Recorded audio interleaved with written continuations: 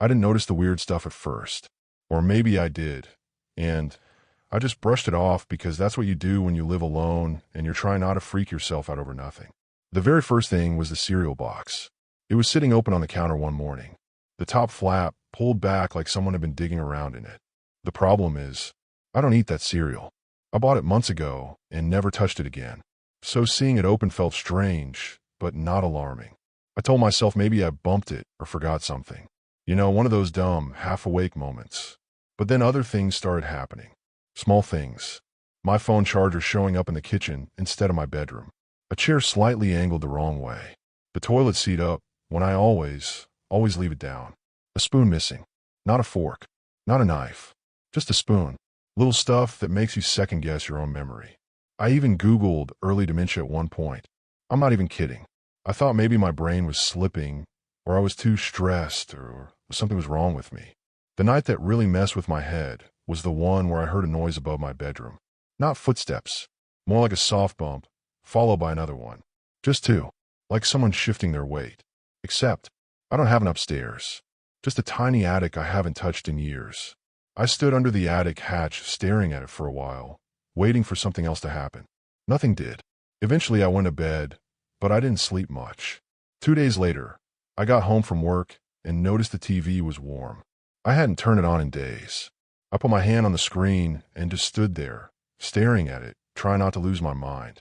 That's when something inside me snapped. It wasn't fear exactly, more like frustration mixed with a kind of hollow dread. I called the police. I even told them on the phone, I know this sounds stupid, but I think someone might be living in my house. They sent a couple officers out. They did the usual stuff, checked windows, closets, behind shower curtains, all the obvious places. And of course nothing. One of the officers was about to leave when he looked up and froze. Was your attic door open like that before? I swear it felt like the air left the room. The attic hatch was cracked open maybe half an inch. Just enough to notice if you were standing in the exact right spot. They pulled the ladder down and climbed up. I stayed in the hallway because I didn't want to know. I didn't want to hear anything either, but I did. The officer up there said, quietly, "Yeah, we got something." Someone had been living in the crawl space. Blankets, water bottles, food wrappers, a little notebook, like a tiny nest above my ceiling. They didn't find the person. He must have slipped out at some point. The officers told me it happens more than people think, which was somehow worse to hear. They handed me the notebook after they were done with it. They said I didn't have to look through it. I could throw it out if I wanted. I didn't throw it out. I opened it that night. Most pages were just scribbles and weird shapes, like someone was trying to draw something, but kept changing their mind. But the last page had a message written in thick block letters, like the pen nearly tore through the paper. I like when you talk in your sleep. You say funny things.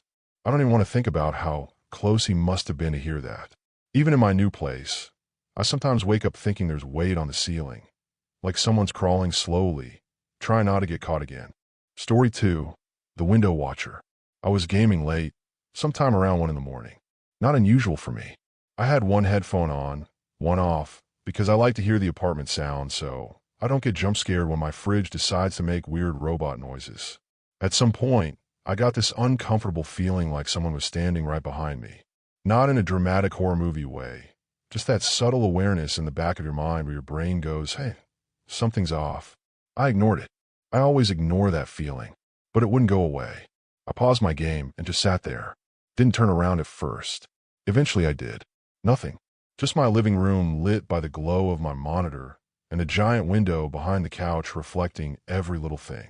I got up to grab water, and as I walked past that window, I saw something in the reflection that made me stop. My reflection was there, obviously, but right next to the reflected version of me was another shape, a faint outline, almost like a head, or a face, or something trying to be a face. I leaned closer. The outline stayed.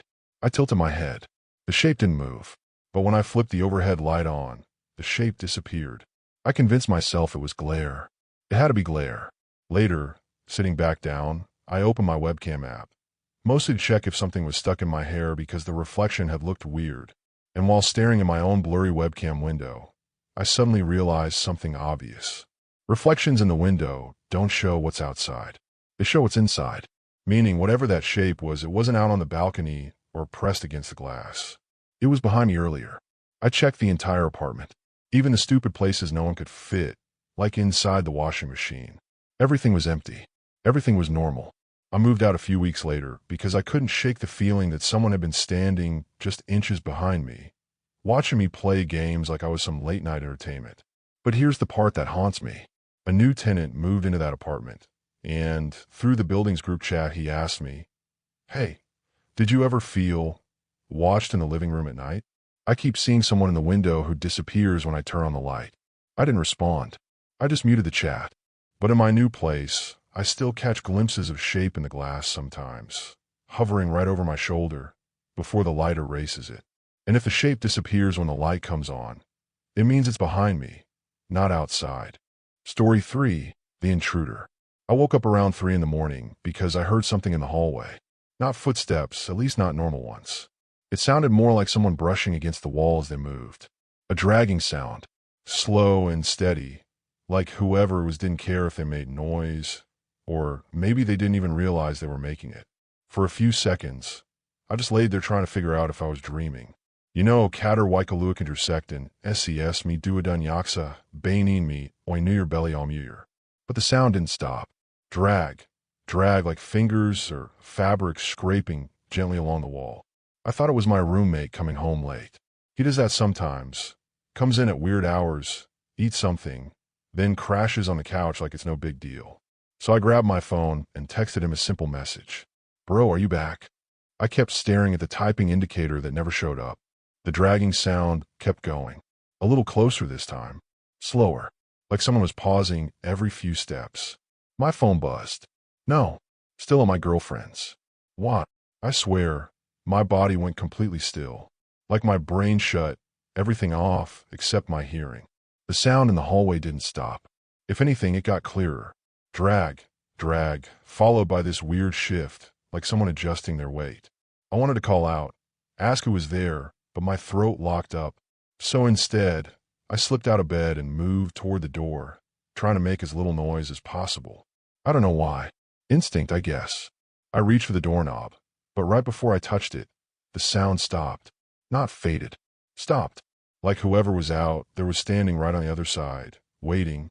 I don't know what made me do it, but I slowly, gently turned the knob. It turned halfway, and then suddenly, it wouldn't move. Something on the other side was holding it, not yanking it back, not twisting it, just holding it, like their hand was already on the knob, waiting for mine. I let go so fast my hand hit the doorframe. I backed away, heart pounding so loud I swore whoever was out there could hear it. I texted my roommate again, telling him someone was in the apartment. He called 911 and told me to hide. My legs were shaking so bad I nearly fell into the closet. I slid inside, pushed old boxes around me, and closed the door as quietly as I could. I put my phone on silent. I didn't even want the vibration to give me away. A few seconds passed. Then I heard it again. Not dragging this time. Footsteps. Soft, careful ones, moving around the living room. Something being shifted. Something heavy being dragged a few inches. A drawer opening, then closing a little too hard. Another drawer, then another. At one point, the footsteps came down the hallway and stopped right outside my bedroom door. Whoever it was didn't try to open it. They just stood there. Then I heard this slow, shaky breath. Not mine. Definitely not mine. A breath so close and so deliberate that it felt like it was seeping through the walls. I covered my mouth with both hands and just waited. I don't know how long they stood there. It might have been 10 seconds, might have been 2 minutes. Time felt weird. Then silence. Complete, absolute silence. I kept waiting for something to happen. A door slam, a window breaking, footsteps, anything. But the apartment went dead still. Eventually, I heard the police knocking, loudly, almost aggressively. I didn't move until they called my name and said they were inside. When they checked the apartment, they didn't find anyone. But something about the living room looked off. Drawers slightly open. The rug shifted a little. A lamp moved. You know how you can just feel when something isn't how you left it? Then one officer said something I'll never forget. The front door was locked from the inside, meaning whoever was in the apartment didn't leave through it. They searched everywhere. Bathroom, closets, under beds, behind furniture. Nothing. Until one officer moved the couch.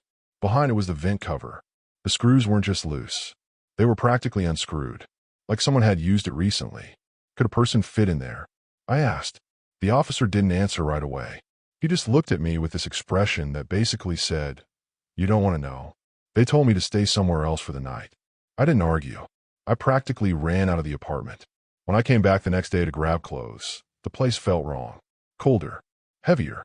Like someone had been there while I was gone. I don't know how to explain it. It just felt occupied. I walked into my bedroom, and there was a folded piece of paper lying on the carpet. I hadn't dropped anything.